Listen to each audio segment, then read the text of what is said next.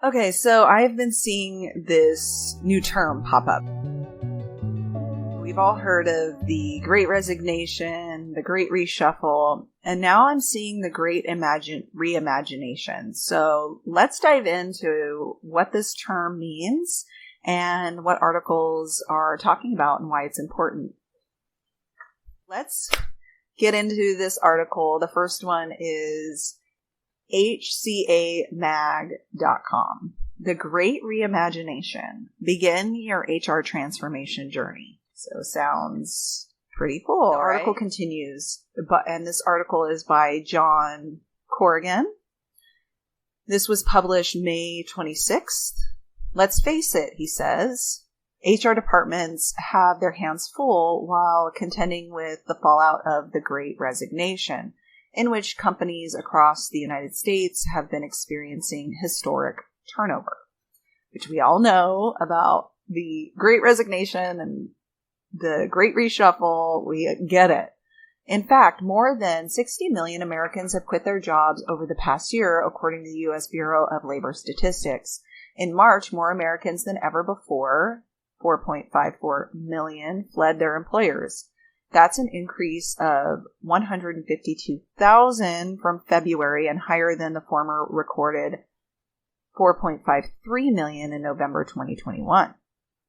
The professional and business services sector, as well as the construction industry, saw the most resignations. It's clear HR departments are overwhelmed. They've had higher turnover, which means more hiring, more onboarding, and then also employees leaving, which means lots of offboarding. And there are tons of ways for employers to misstep during these processes. And it can be a very stressful thing for an HR person. 85% of the workforce is considering quitting their current position. 80% of the workforce feels disengaged. 60% of the current employees consider themselves a free agent. 60% of employees are rethinking their career paths. So this article speculates and says, prompted by the pandemic to reevaluate their priorities in life, workers have been leaving their positions for greener pastures, demanding higher salaries, better working conditions, improved work-life balance, and more opportunities to advance their career.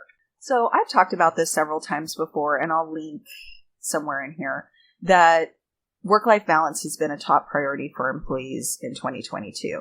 And employees, and we even called it the life-work balance according to the LinkedIn survey. So work-life balance has been quite the buzz term. To combat the nationwide staffing shortage and compete for talent, employers are having to increase their compensation and benefits packages beyond the traditional healthcare, dental, vision, and 401k offerings.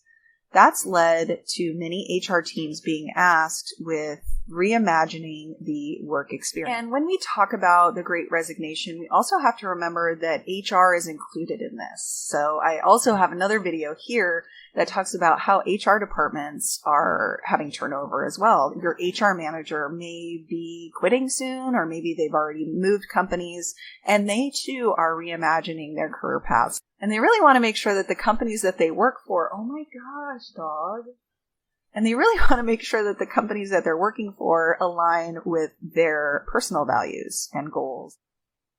The increasing desire for remote work, or at least a hybrid work model, has forced companies to adapt to employees' demands. And we see, again, that employees are willing to leave one employer over another over remote work or a hybrid model, which I also discussed in this other video here, that employees may be offered the same or maybe even a little bit less money and are jumping ship for a remote work model. Legacy applications sit at the crossroads of HR's ability to compete in remote work environment, streamline time to market, and create inclusive culture. This is where the HR transformation term comes from. So they're reimagining software systems, making sure employees have a hub, someplace to go, so that they can keep their company culture. A lot of people are having a hard time maintaining communications, company cultures, keeping projects moving forward with the systems they currently have. And what's worked in the past isn't going to work in the future. So making sure that HR is informed on all of the softwares and solutions that are out there to help employee communication and engagement. Meeting staff where they are requires a human-centered approach to solutions. The Great Resignation has put a microscope on streamlining HR processes. For HR teams already stretched thin, the ability to do more with less through self-service platforms and a greater automation can make a difference in new hire onboarding and freeing up team members to focus on work that matters. The great reimagination of HR has a lot to do with employee engagement. If employees are not engaged, you're not going to be able to have a thriving company culture. If you don't have a thriving company culture, your employees are going to be unhappy, and even if you pay them well, they may leave anyway, leading to more turnover, more HR work, more. All right, so we're going to move on to another article that talks about the Great Reengagement. Reengagement, or is it a waste of time for HR? Okay, so this was written on May 27th, 2022. The unemployment rate may have fallen to new pandemic lows of 3.8% last month, but employers are still on edge. As the Great Resignation continues to plague us, the only way to truly understand how workers feel about their employee experience is to ask them. So how can employers and HR leaders do this in a way that delivers authentic results? I talked about this in my last video, linked here, that if you're asking employees questions and it's coming directly from your HR department or directly from a manager, they're going to ask differently than if it's asked from a third party. Making sure that a third party is involved and that it's vastly apparent to the employee and that this third party is completely anonymous and that they're not going to be fired over any of their responses, trying to make the employees as comfortable as possible to make sure that you're getting quality information when you are asking your employees. So in the last video, I talked about exit interviews. These are called stay interviews. So what is a stay interview? It's a face-to-face touch point with employees to obtain real-time feedback on an employee's sentiment towards their job and the company as a whole. Topics include, according to this article, specifics on why employees have stayed at the company, what motivates them, and what might cause them to leave.